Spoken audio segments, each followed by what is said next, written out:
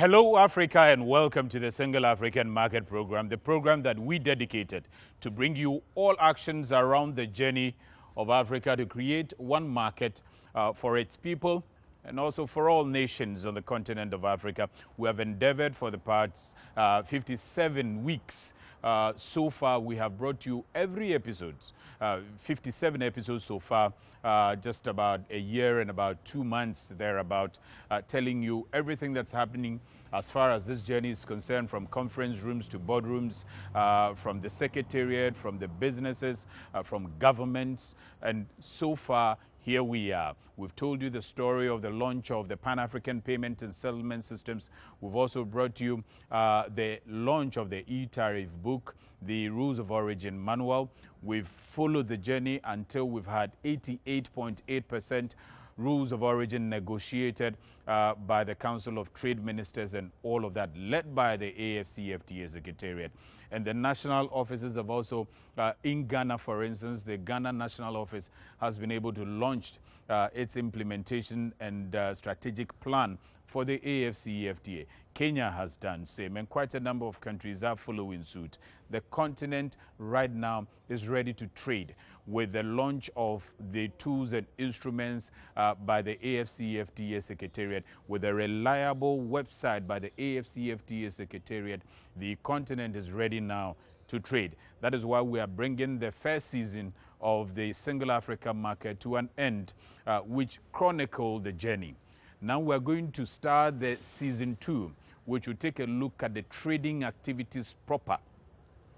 The difficulties that people will face in the course of trading, even though we don't anticipate difficulties, but how that will be resolved and all of that, and how trading, effective trading, will happen on the continent of Africa is going to take center stage in our season 2 edition of the Single African Market Program. And we will entreat you to stand by. There's going to be a lot of campaign towards this particular one. Quite a number of things have also begun. Ghana office of the National AfCFTA Secretariat, for instance, together with the AfCFTA Secretariat, have embarked on a guided trade. We will tell you about all of that when we come in the season 2, after we have accumulated all the events and actions around the guided trade and the trading proper on the continent of Africa. Now, we are ending this first season, which is the last episode, with an interview with the Customs Division of the Ghana Revenue Authority's Commissioner. And that is because in Ghana, Customs is the competent authority when it comes to AfCFTA. Customs is supposed to guide businesses on the rules of origin and how they can comply with the AfCFTA rules and be able to take advantage of it. Now we have Rules of Origin Manual. So I sat down with the Commissioner of Customs of the Republic of Ghana to ask him a lot about AfCFTA, the role that Customs is expected to play when it comes to the AfCFTA. What are the things we should anticipate from Customs? Listen. What's the significance of the e-tariff book in terms of this whole continental trading? The whole idea is for us to have a single market. And the whole idea also has to do with certainty. We need to be certain about whatever we are doing. Before the formation of the African Continental Free Trade Area, we had regional economic communities. And all these regional economic communities had advanced, as per their own regional bodies, how they were going to have their tariff concessions and all that. And so it was a gradual approach that they used, taking advantage of the existing infrastructure that they had, using the previous economic communities, how far they had advanced. And so we have differences in our approaches, how various regional communities had reached concessions on their tariffs. But this one, now there's a manual that all of us, based on the same regional economic communities, have agreed. And so once it's electronic and then the physical manual ones have been prepared, it means that now you can make reference to a specific provision in the manual. And that's how to establish certainty and so that all of us know what has been agreed upon. So once this manual has now been, it means the agreement that the regional economic blocks communities have agreed with AfCFTA is what is going to be used, and everything is spelled out there. So it gives you certainty, predictability, and then you know what you are offering and what the others are also taking. What used to be in existence in, say, ECOWAS and what used to be in existence in, say, EAC or COMESA or SADC, has anything changed in this? Not much, but it forms the basis of further negotiations. This whole thing has to do with negotiations. So that's why they said we are about 87.7% of tariff. We haven't reached the 100%. So you don't have everything as of now, but it forms a workable basis to move ahead with the common market. And so from the perspective of any of the regional blocks, the regional economic communities, you know what they have. And so we in West Africa will continue to be working together. And then those in East Africa will also, but then among us, we would now make offer or further trade and tariff concessions based on which there could be trade amongst the member countries. In the past, the concerns had been that we were not getting the tariff offers from the other countries. So we didn't even know what tariff, let's say, Kenya, for instance, was offering, or Zimbabwe was offering. Do we know that now? Yes. In the tariff book? Yes. The information we have is that all the regional economic communities have now submitted. So okay. It's available. And based on that, then we are doing it. You know, when Ghana started initially, we were able to do something with South Africa. And the pilots with Kasapreko and Gandor. So we had our own tariffs and they had theirs, but we were still working towards the African Continental Free Trade one. So what had been offered by ECOWAS and what was being offered by the Southern African Community was what was used to form the basis of that trade concession, which made it possible for us to have our first exports to South Africa based on AfCFTA concessions. So we have rules of origin that's been launched. We have the tariff books that's also out there. We also have this guided trade that is coming about. When can the Ghanaian who is interested, producing shea butter, interested in Ethiopian market, be able to send these goods there without duty? You know, just as has been said, you declare your intention, and then first the rules of origin. So it is only when the processes, the protocols on rules of origin have been respected that you can take advantage of it. And the rules of origin say that either all the materials that you use are wholly, the whole thing comes from your country, the country of origin, or substantially.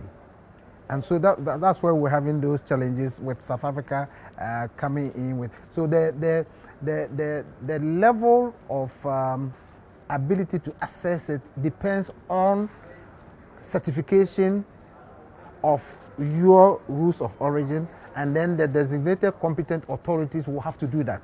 So for each country, you have that, your designated competent authority with appropriate signatures, stamps, and everything. So once you have respected, or you are seen to have respected the protocols on the rules of origin, and it is certified, then it means the other party, the state party that you are engaging with, has every reason to believe that indeed you qualify to trade under AfCFTA conditions. And so once you satisfy that, they will also be prepared to, because still it will be state party to state party negotiation. Yeah. So if you are a Ghanaian and you want to do, the Ministry of Trade in Ghana will have to facilitate that. And among the processes, there's a role by Minister of Trade and Industries in Ghana, Chamber of Commerce, and others. So all the stakeholders that are involved in the certification, once they come together and you follow the process and the stamp and the authority is given, then you now will make it available to the other party, and then they will also accept your product. And then if they also have some other goods that they want to trade with you, they will also have to go through the same process. So for each country, state party, you will need to satisfy those conditions before you can trade. Yeah, before you can trade under The AfCFTA. Yes. Is that the reason why you are requesting businesses to register Yes. under the AfCFTA so that they can get the certification that you are talking about before they can trade? Yes, because if they now, as it were, as let's say, serving as the regulators, so and they have the common platform for all of us, all the member. When you talk about they, who are we referring? When I say they, I mean the Secretariat. Okay. Because the Secretariat is now coordinating all the agencies. All So if you take Ghana, the National Coordination, AfCFTA Coordination Office is bringing Customs, Standards Authority, Chamber of Commerce, all of you together. Yes. Customs and all that. And so once you have satisfied the requirements, then they would also be part of it and certify that yes, indeed, now you qualify to trade under the African Continental Free Trade Area, agreement. If people, businesses begin to hear that e-tariff book is out, rules of origin is out there, guided trade has taken place, and they begin to register, is Customs of Ghana as competent authority ready to facilitate trading across the regions? Yes, we are. In fact, when His Excellency the President launched last, you remember, there and then we were ready. And so we are among the first countries that submitted our designated competent authorities and all the processes and procedures that we need to follow. So everything is ready with us, except that whoever is producing, manufacturing to take advantage of this will have to go through that process of certification where all the stakeholders will indeed vouch for that. And once that is done and the AfCFTA is satisfied that you've met the conditions, then they will give the go-ahead and then you can start the trading. Yes, in fact, one of the requirements has to do customs to customs mutual administrative assistance. And so, and in all this, customs of member countries are involved. In fact, out of the 9 protocols, customs are involved in 6.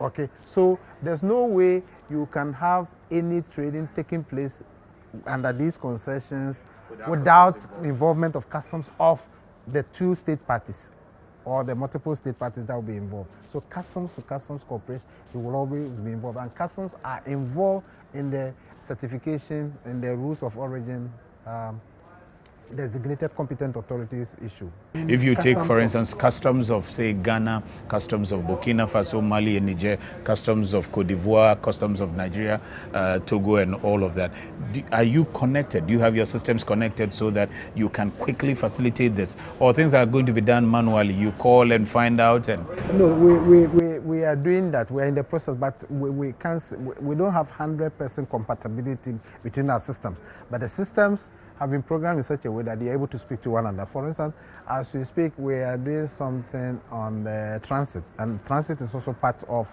the annexes that are involved in this trade area thing. And so we have our system. Our neighbors, the Francophones in particular, they started first.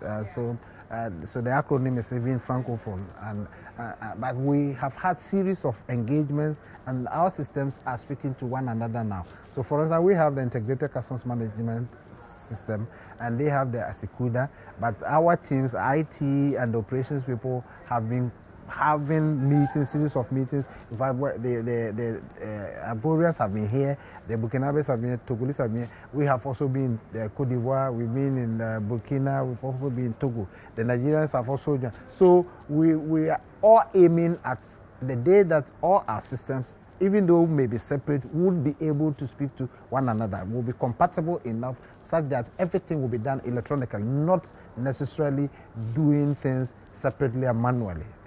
Because all the custom systems are electronic for a greater part of most of our systems in all the countries. The only thing is that we are using different systems. So once we find a way of bringing our systems together, then we'll be able to work together without using manual way of doing things as we used to do in the past. Okay. Ghanaians who utilize the customs systems, and you being a competent authority for AfCFTA, what should they expect from customs now that we have all these tools that have been launched now? What should they expect from you? We will be embarking on sensitization, more of that, because in fact, as one of the requirements, each quarter we are supposed to submit reports on our sensitization programs, because we have the potential there. The businessmen, the businesswomen, our folks do not have enough information about it. So if we don't go out there to have engagements with the various stakeholders, they may not really understand and know the full potential that they can take advantage of. And so that is one of our responsibilities as a designated competent authority, to engage all the stakeholders and then make Ghanaian entrepreneurs aware of these opportunities that are there. Because if we don't, such that we will also be exporting things, and it's all going to be importation. If they take advantage and they bring their produce to our markets and then they go under the concessions, we lose out. So we should also be able to sensitize our people to be able to take advantage of this huge market that is out there. And so based on what we have, those materials that we can have and be able to take advantage and be able to fulfill the requirements of rules of origin, we should go in for them, and then we'll develop other ones such that even if we are going to have some foreign materials in the production of this, it will be minimal, so that they will still qualify under the substantial condition of the rules of origin. The main objective of this whole thing is for us to industrialize. So if we are going to restrict ourselves and not going to make it possible for us to take advantage of it, then we are missing out of the overall objective of this whole market. So I believe that we have a lot of work to do. We had started having engagement. In fact, one of my assistant commissioners, Mr. Akoto, who is responsible for the African Continental Free Trade Area, he had been holding engagements in all parts of the country, but we need to intensify it so that our various stakeholders will be aware of the opportunities in this huge market and then take advantage of it. How will this AfCFTA, this huge market, help customs, Ghana customs in particular? What target have you set for the customs of Ghana to be able to rake in positive impact from this? You know, you need to look at the functions of customs from 3 angles, and then look at those angles that really impact on African Continental Free Trade Area. We talk about security, we talk about trade facilitation, and then we talk about revenue. Now, for purposes of African Continental Free Trade Area, it is the trade facilitation, and it is normally when people trade that you get the revenue as well. Yes. So anything that you do that promotes trade, that facilitates trade, which involves customs, because that's our rule. So we need to make it easy for our entrepreneurs, our business persons to be able to, once that happens, it will depend on what really will be involved. For instance, each time that customs revenue is going up, it means we are doing more of importation. In our circumstances, we don't have much from export revenue, so it's more about import revenue. So if your customs revenue is going up, and it's not going up because you've put in some measures that are maximizing the revenue, but it's because the volumes of imports are on the increase, it means that technically your country is dependent on other countries. But with regards to trade facilitation, once customs is able to assist in trade facilitation and people are able to trade and trade freely, then one, wealth creation. Once you trade, you have wealth. And so if even we don't get customs revenue, we'll get it from the domestic tax revenue side. And so that will still be revenue. For the entire Ghana Revenue Authority. So Ghana Revenue Authority and for the nation. Yeah. So if you have effective customs trade facilitation, and as a result of that, you are not getting more in terms of import revenue, you are likely to get more in terms of domestic tax revenue. And with and possibly export revenue. Do you get some export revenue as well? It depends on which commodities is being exported. Yes, it depends on which commodities are being exported. And everything is defined by law. If the particular commodity attracts export tax, then you will get from. But most often, you get more revenue from imports than from export. What would you say to Ghanaians? How do we embrace this new vision? How do we embrace this whole integration agenda? What I would say is that we have been lucky. We have the Secretariat in Ghana, and the infrastructure and everything is here. So we have no excuse not to take full advantage of that huge potential market. Now, the statistics that we're given, we have about 17% of the world's population, and yet we contribute just about 3% of GDP. Yeah. That's very sad. So, in our own small way, we need to work hard, produce more, take advantage of all the opportunities in there, and the various commodities that we can produce here, using more of our resources without depending on foreign material. That's what we must do. And we need to sensitize our people. We need to let them know, and it has to be done in all the languages and in all parts of the country, so that depending on which part of the country you come from and what commodities are available there, which would form the basis of your export right, then we do them and then get trade more and get more money. And that's the only way we can take full advantage of it. Otherwise, we'll be sitting here and other countries will invade. Yes, they will be inundating our markets with their products because they would have certified the conditions and they will be bringing the product.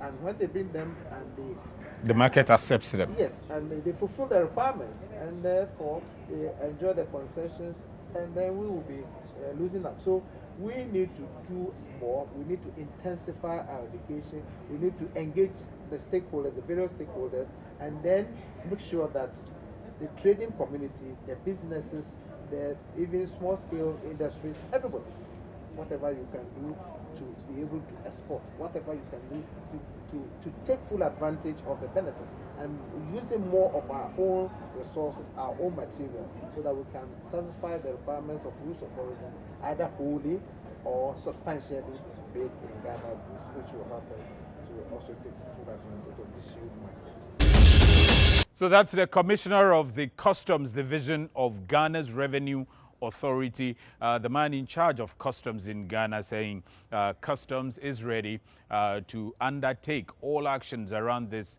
AfCFTA. Colonel Damwa there, and we hope that customs in other countries, and we know that His Excellency Wamkele Mene has visited the customs in Nigeria, for instance, and he's visited customs in quite a number of other African countries. We'll be following other customs and find out what they are doing in the various countries to facilitate trading under the AfCFTA. And that should be our last interview for the first season and the last episode for the first season of the Single African Market, the 57th edition of the first season of the Single African Market. Let's now bring you the weather report for all African cities, the forex rates for the African market, the flight schedules leaving the commercial hub of Africa to the rest of African cities, and the AfCFTA status for countries.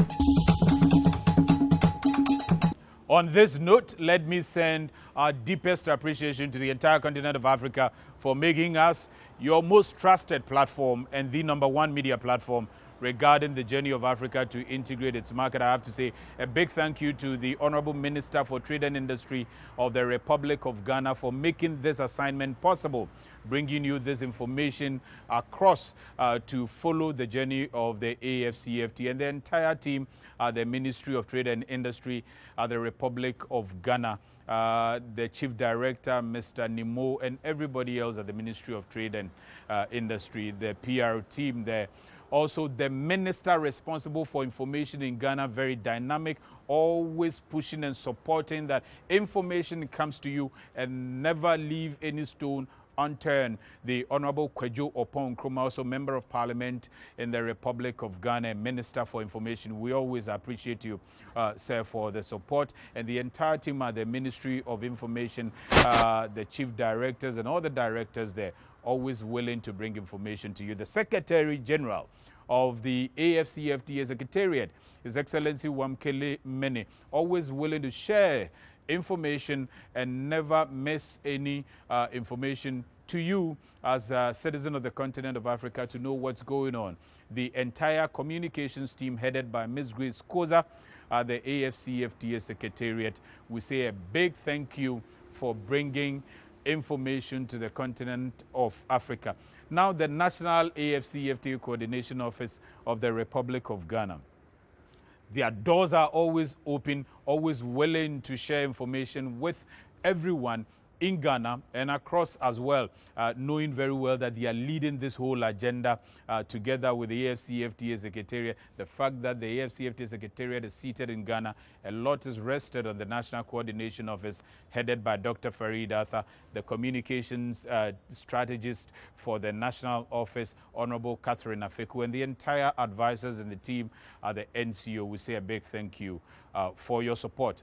Let me also say a big thank you to all our patrons across the entire continent of Africa and Uganda, the office of the Prime Minister of the Republic of Uganda, and the likes of Mr. Andrews Othieno and all the people who have been watching us regularly. In Nigeria, Mr. Adams Alkali, the entire team at the Trade Law Center in South Africa, everywhere on the continent of Africa. In Gabon, the former Minister for Trade, now the Minister for Investment, for your regular patronage, the Minister for Trade as well in Gabon, the Minister for Trade in Botswana, for your advice regularly and for being a patron of the single African market. We appreciate all of you for watching. We're hoping that the second season we won't miss the East African region.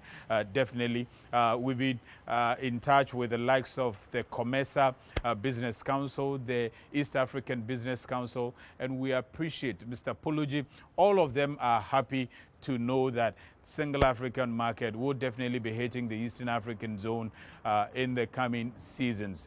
And we pray that you will continue to tag along with us and be able to follow this journey, particularly as we get into season 2, where we commence implementation proper of the AfCFTA. The GIZ UNDP Business for Peace UNECA, our host, the International Chamber of Commerce that has hosted this program throughout the 57 weeks so far. We say a big thank you to all of you for making this happen under the For Better Business Together program that was launched by His Excellency, the President of the Republic of Ghana, Nana Addo Dankwa Akufo-Addo, in October 2020. We say thank you, Your Excellency, for making this also possible and helping disseminate information to the continent of Africa. Now, we hope to see you in the second season of the Single African Market, where we'll bring you a lot more action, because that would be at the implementation stage. Second season of the Single African Market will come your way very soon. For now, thank you for watching and for being part of the first season. There's a Africa rise and shine in the name of great Africa. It's a fight and conquer now.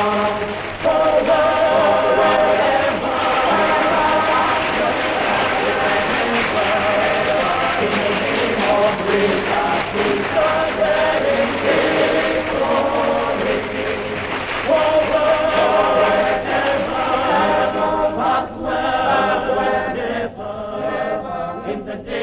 of grace